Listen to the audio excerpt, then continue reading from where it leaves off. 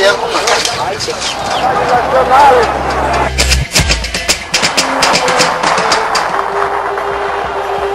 trabalhador brasileiro.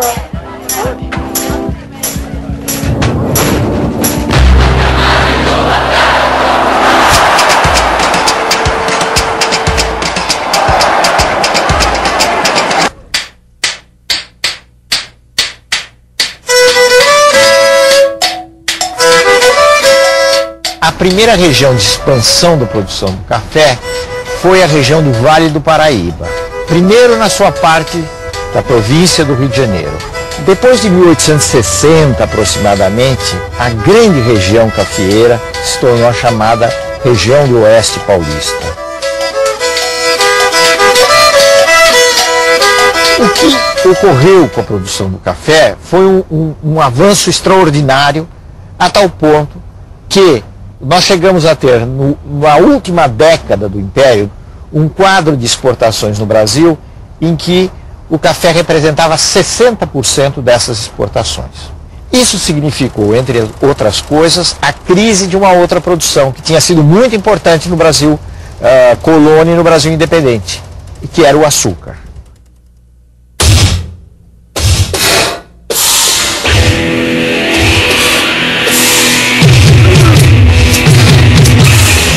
Uma frase muito comum no Brasil do Império é a seguinte: o Brasil é o café e o café é o negro.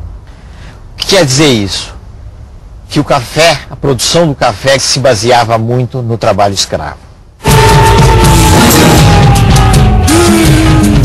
No quadro internacional, o sistema escravista entrou em crise. E entrou em crise porque a Inglaterra começou a se industrializar, o comércio de escravos deixou de ser do interesse dos ingleses e eles procuraram criar aquilo que se chamou de um mercado internacional de mão de obra livre.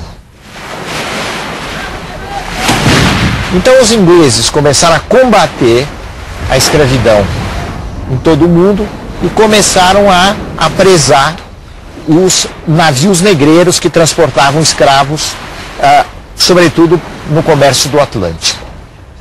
Ao realizar essa política, os ingleses necessariamente iriam se confrontar com os interesses brasileiros, de uma elite brasileira que vivia da escravidão.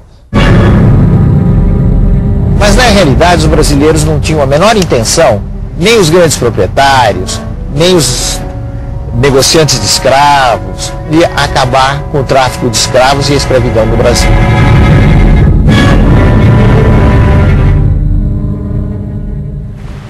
Por volta de 1850, o Brasil foi levado oficialmente a extinguir o tráfico internacional de escravos. E quando os governantes querem, em determinadas circunstâncias, certas medidas podem ser aplicadas. Esse foi o caso da extinção do tráfico.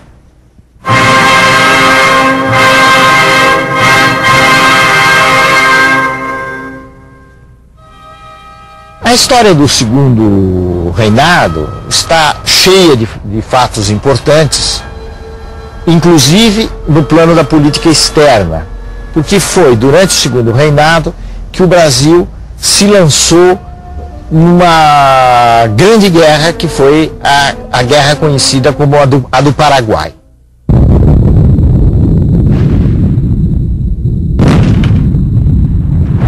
Essa guerra é também conhecida como a Guerra da Tríplice Aliança.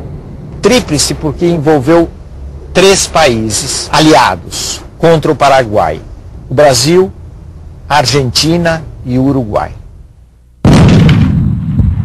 O resultado do conflito foi um verdadeiro desastre. O Paraguai foi arrasado, a população masculina do Paraguai caiu muito, houve milhares de mortos brasileiros, milhares de mortos argentinos e uruguaios. Os homens que viveram esse final do século XIX tinham uma consciência que hoje nós não temos, de que houve um Brasil antes da Guerra do Paraguai e houve um Brasil depois da Guerra do Paraguai.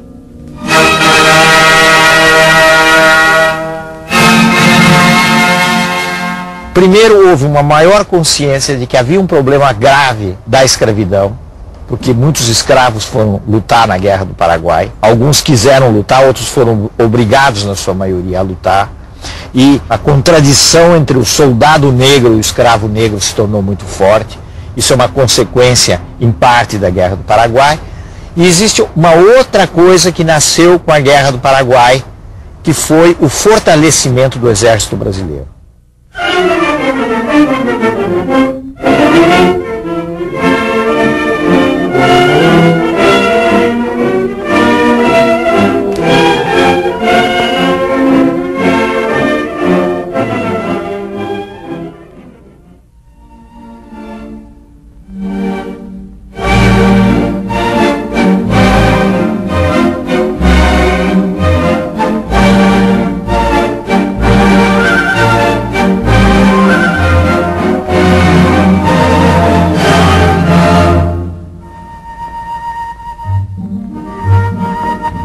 A abolição da escravatura se deu ainda no reinado de Dom Pedro II, pela mão da princesa Isabel, que estava transitoriamente com as funções de reger o trono.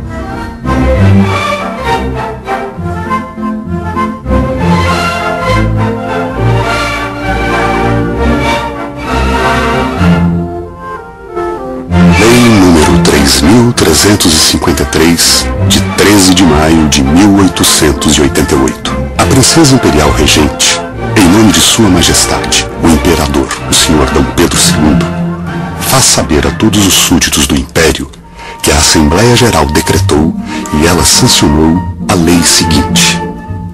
Artigo 1º. É declarada extinta desde a data desta lei a escravidão no Brasil.